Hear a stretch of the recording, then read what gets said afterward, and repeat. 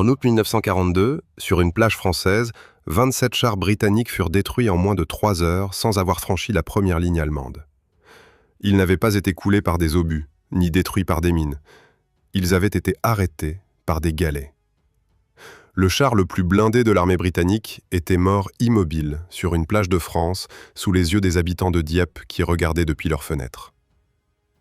Le 19 août 1942, les Churchill du 14e régiment de chars canadiens descendirent sur la plage et s'arrêtèrent immédiatement.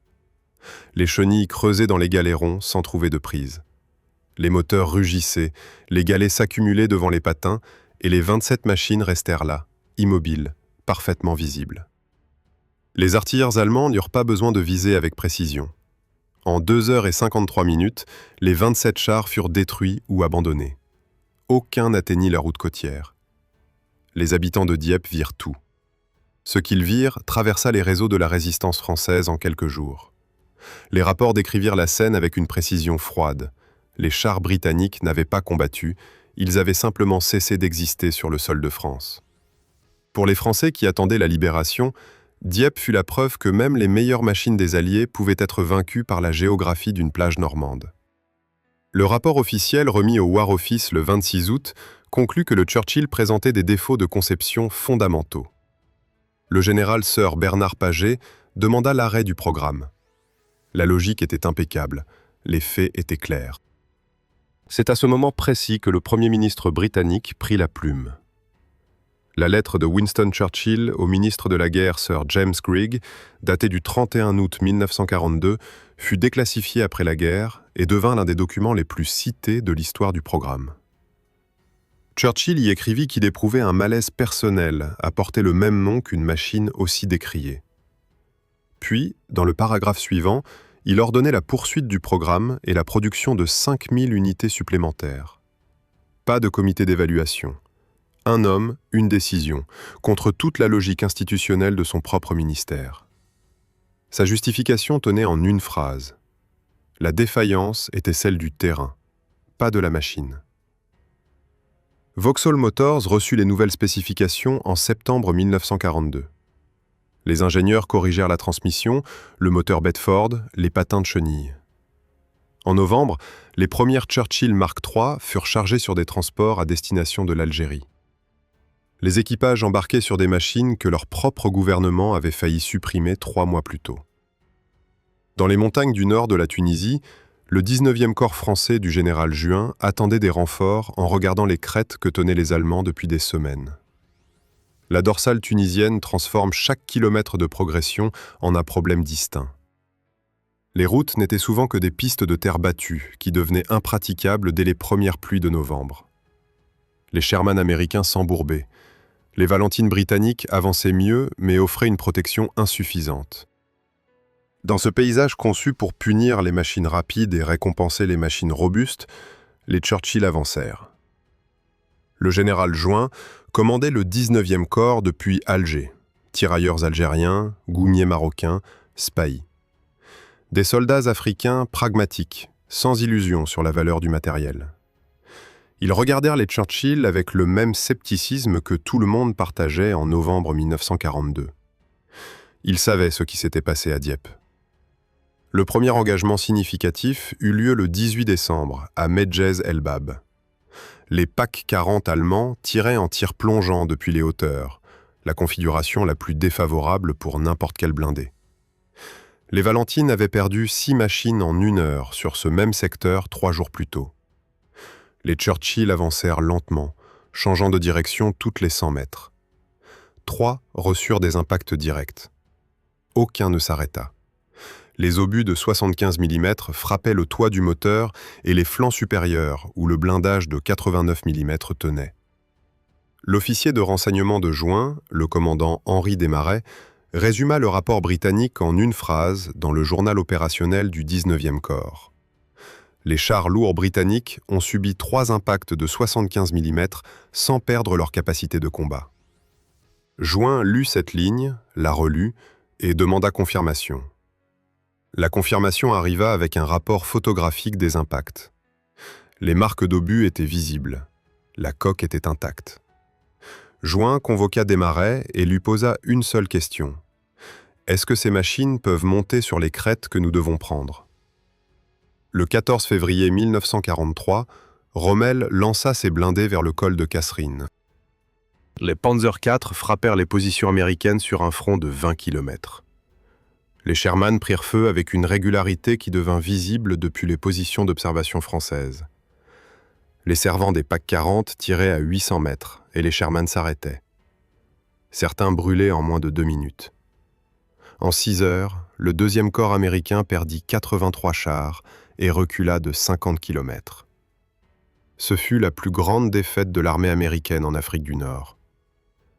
Le commandant André Pilena, officier de liaison français, observa la bataille depuis le Djebel Amra. Son rapport, conservé aux archives du service historique de la défense à Vincennes, décrit ce qu'il vit avec la précision clinique des documents militaires. Il nota les Sherman qui brûlaient. Puis il nota autre chose. Dans le secteur au nord du col, 2 Churchill tenaient une position depuis l'aube. Pilena les observa pendant 3 heures. Il compta 4 impacts directs sur l'un d'eux. La machine ne s'arrêta pas.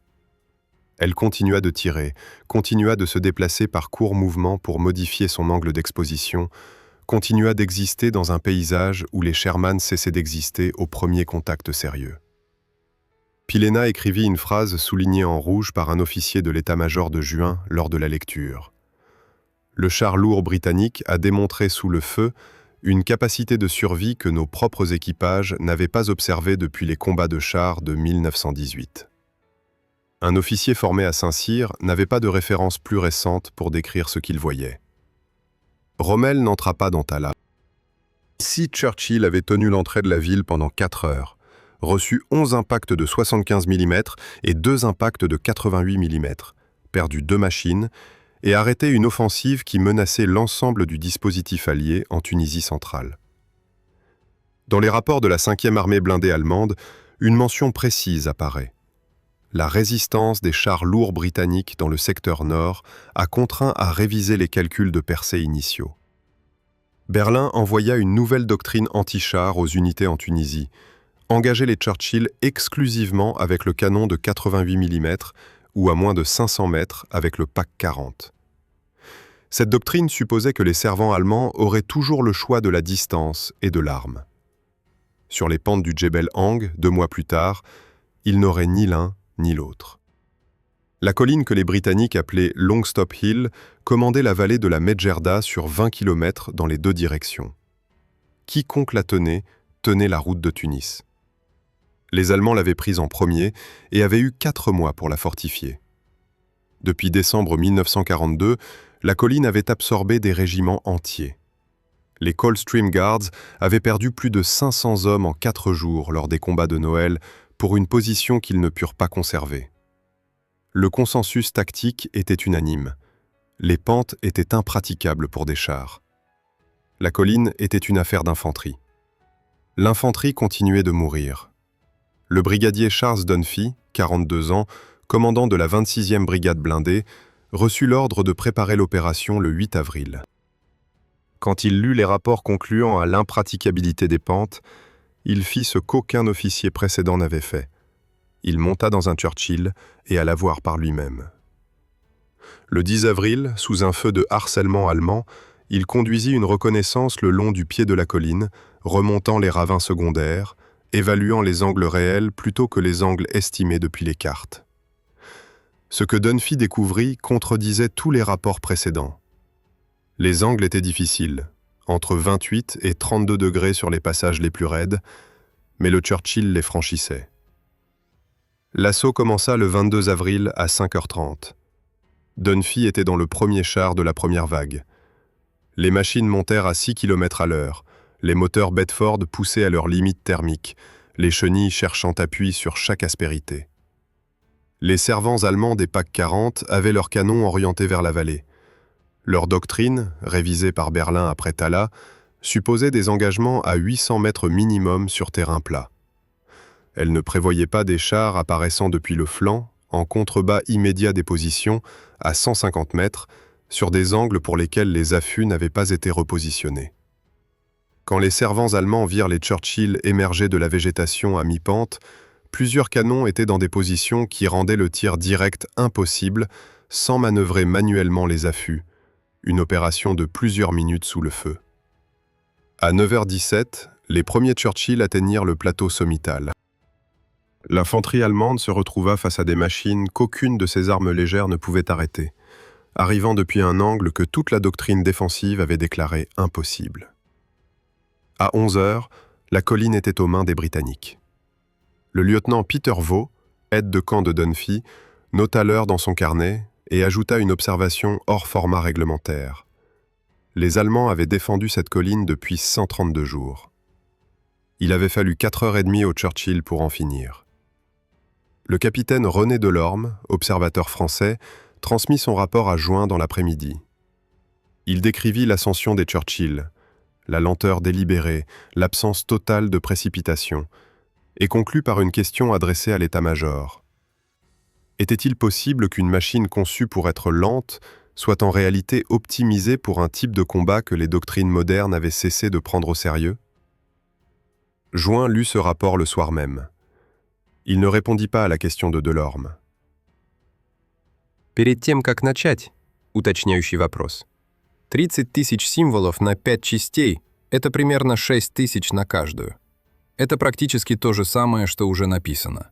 Реальное сокращение с сохранением только самого сильного материала – это скорее 15-18 тысяч символов. Выбран вариант 15 тысяч символов. Начинаю сокращение. Оставляю только крючки, вау-факты, французский угол и драматические пики. Убираю все связующее и описательное. La France a combattu aux côtés du char que les Britanniques voulaient détruire par tir. En août 1942, sur une plage française, 27 chars britanniques furent détruits en moins de 3 heures sans avoir franchi la première ligne allemande. Ils n'avaient pas été coulés par des obus, ni détruits par des mines. Ils avaient été arrêtés par des galets. Le char le plus blindé de l'armée britannique était mort immobile, sur une plage de France, sous les yeux des habitants de Dieppe qui regardaient depuis leurs fenêtres. Le 19 août 1942, les Churchill du 14e régiment de chars canadiens descendirent sur la plage et s'arrêtèrent immédiatement. Les chenilles creusaient dans les galérons sans trouver de prise. Les moteurs rugissaient, les galets s'accumulaient devant les patins, et les 27 machines restèrent là, immobiles, parfaitement visibles. Les artilleurs allemands n'eurent pas besoin de viser avec précision. En 2h53, les 27 chars furent détruits ou abandonnés. Aucun n'atteignit la route côtière. Les habitants de Dieppe virent tout. Ce qu'ils virent traversa les réseaux de la résistance française en quelques jours. Les rapports décrivirent la scène avec une précision froide. Les chars britanniques n'avaient pas combattu, ils avaient simplement cessé d'exister sur le sol de France. Pour les Français qui attendaient la libération, Dieppe fut la preuve que même les meilleures machines des Alliés pouvaient être vaincues par la géographie d'une plage normande. Le rapport officiel remis au War Office le 26 août conclut que le Churchill présentait des défauts de conception fondamentaux. Le général Sir Bernard Paget demanda l'arrêt du programme. La logique était impeccable. Les faits étaient clairs. C'est à ce moment précis que le Premier ministre britannique prit la plume. La lettre de Winston Churchill au ministre de la Guerre, Sir James Grigg, datée du 31 août 1942, fut déclassifiée après la guerre et devint l'un des documents les plus cités de l'histoire du programme. Churchill y écrivit qu'il éprouvait un malaise personnel à porter le même nom qu'une machine aussi décriée. Puis, dans le paragraphe suivant, il ordonnait la poursuite du programme et la production de 5000 unités supplémentaires. Pas de comité d'évaluation. Un homme, une décision, contre toute la logique institutionnelle de son propre ministère. Sa justification tenait en une phrase. La défaillance était celle du terrain, pas de la machine. Vauxhall Motors reçut les nouvelles spécifications en septembre 1942. Les ingénieurs corrigèrent la transmission, le moteur Bedford, les patins de chenilles. En novembre, les premières Churchill Mark III furent chargées sur des transports à destination de l'Algérie. Les équipages embarquaient sur des machines que leur propre gouvernement avait failli supprimer 3 mois plus tôt. Dans les montagnes du nord de la Tunisie, le 19e corps français du général Juin attendait des renforts en regardant les crêtes que tenaient les Allemands depuis des semaines. La dorsale tunisienne transforme chaque kilomètre de progression en un problème distinct. Les routes n'étaient souvent que des pistes de terre battue qui devenaient impraticables dès les premières pluies de novembre. Les Sherman américains s'embourbaient. Les Valentines britanniques avançaient mieux, mais offraient une protection insuffisante. Dans ce paysage conçu pour punir les machines rapides et récompenser les machines robustes, les Churchill avancèrent. Le général Juin commandait le 19e corps depuis Alger. Tirailleurs algériens, goumiers marocains, spahis. Des soldats africains pragmatiques, sans illusion sur la valeur du matériel. Ils regardèrent les Churchill avec le même scepticisme que tout le monde partageait en novembre 1942. Ils savaient ce qui s'était passé à Dieppe.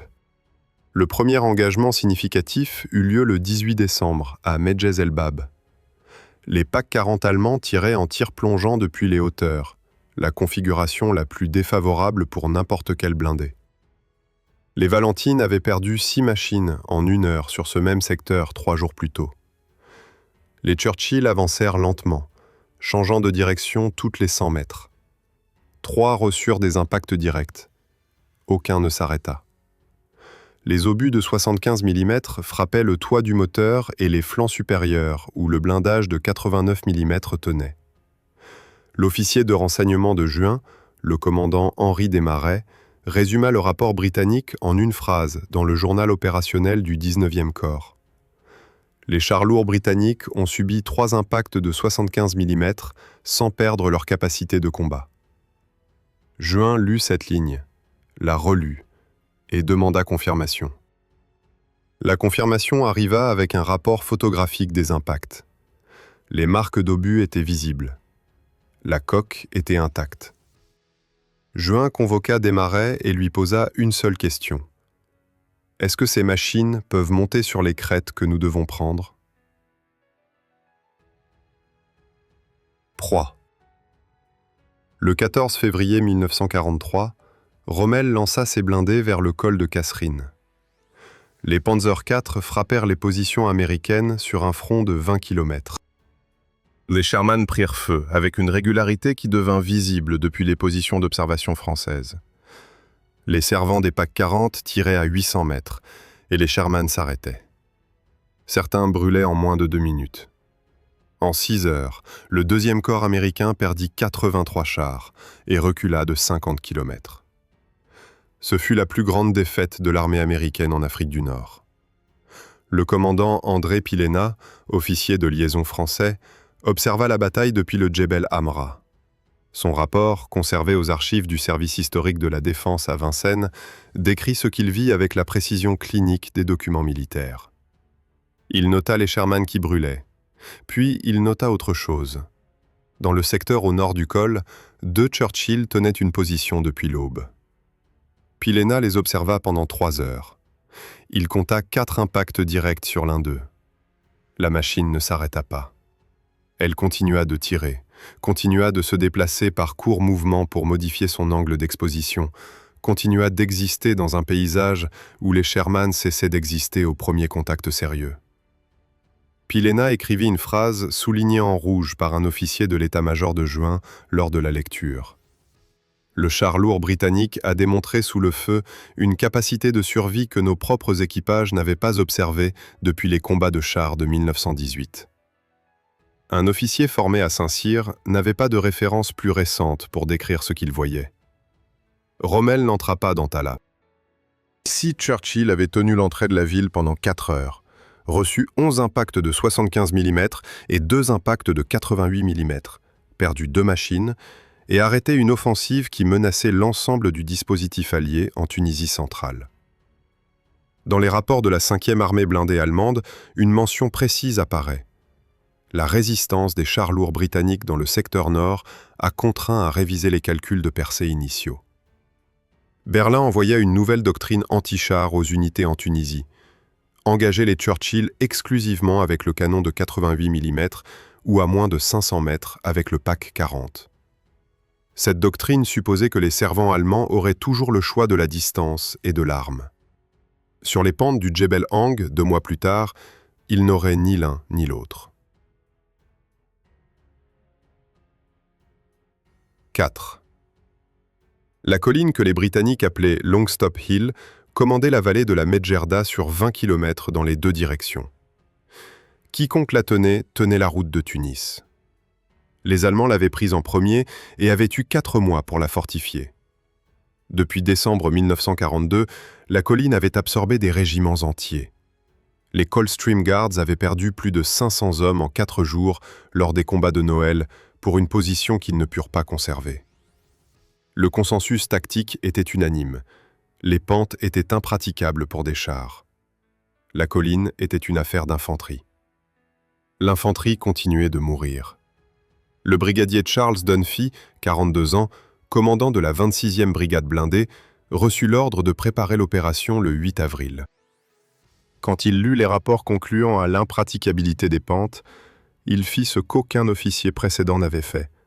Il monta dans un Churchill et alla voir par lui-même. Le 10 avril, sous un feu de harcèlement allemand, il conduisit une reconnaissance le long du pied de la colline, remontant les ravins secondaires, évaluant les angles réels plutôt que les angles estimés depuis les cartes. Ce que Dunphy découvrit contredisait tous les rapports précédents. Les angles étaient difficiles, entre 28 et 32 degrés sur les passages les plus raides, mais le Churchill les franchissait. L'assaut commença le 22 avril à 5h30. Dunphy était dans le premier char de la première vague. Les machines montèrent à 6 km à l'heure, les moteurs Bedford poussaient à leur limite thermique, les chenilles cherchant appui sur chaque aspérité. Les servants allemands des PaK 40 avaient leurs canons orientés vers la vallée. Leur doctrine, révisée par Berlin après Tala, supposait des engagements à 800 mètres minimum sur terrain plat.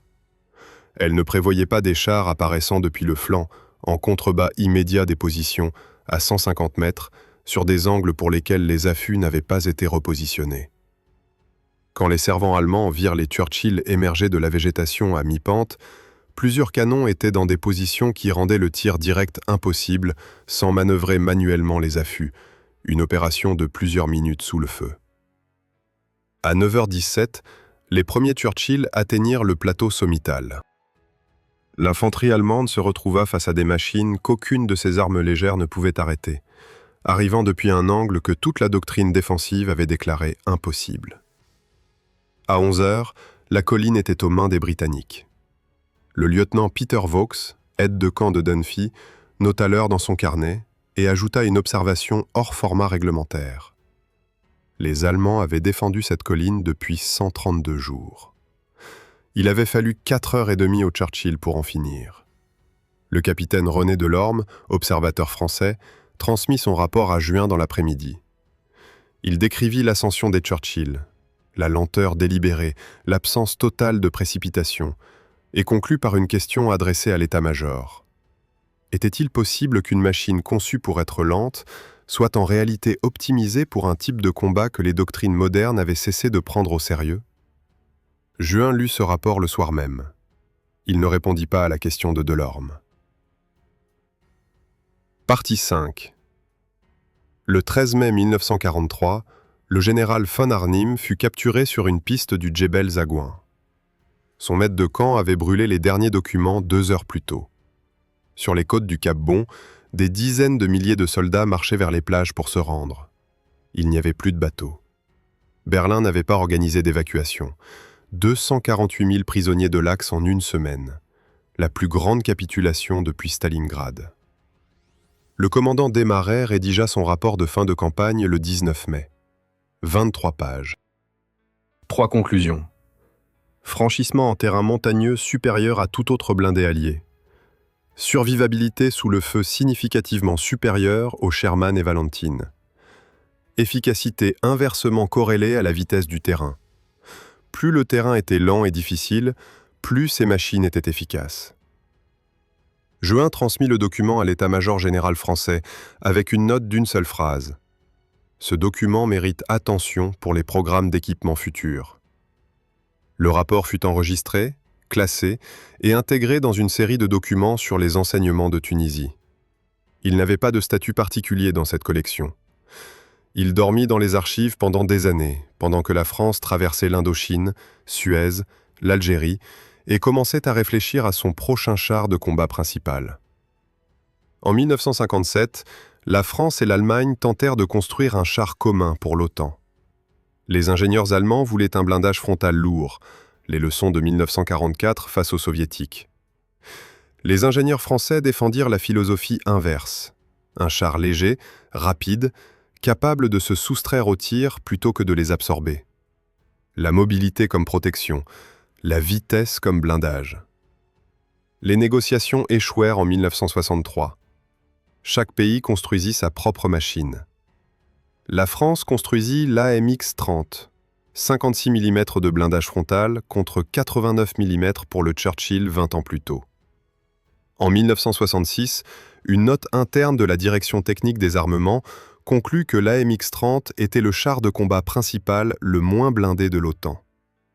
Elle recommandait de compenser ce déficit par une doctrine d'emploi strictement offensive et mobile. La doctrine de l'esquive était désormais officielle, écrite, enseignée.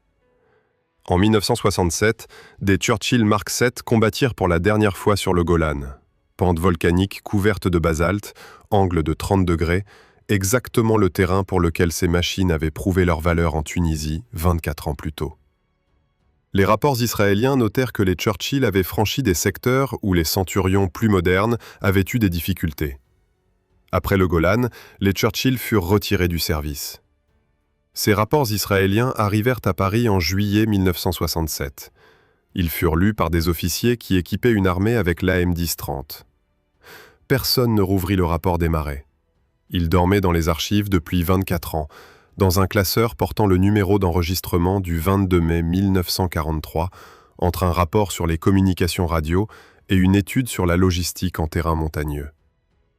Si cette vidéo vous a appris quelque chose, laissez un like. Cela aide énormément la chaîne à continuer ce travail. Dites-nous en commentaire, pensez-vous que la France a eu raison de choisir la vitesse plutôt que le blindage pour la M10-30, ou le rapport des Marais aurait-il dû changer cette décision? Abonnez-vous pour ne manquer aucun épisode. La prochaine fois, un char que l'armée française a commandé, étudié et finalement refusé, pendant que ses alliés l'utilisaient pour remporter des batailles que la France n'avait pas su gagner. Une machine, deux guerres, une décision prise à Paris qui coûta des vies à des soldats qui n'en surent jamais la raison.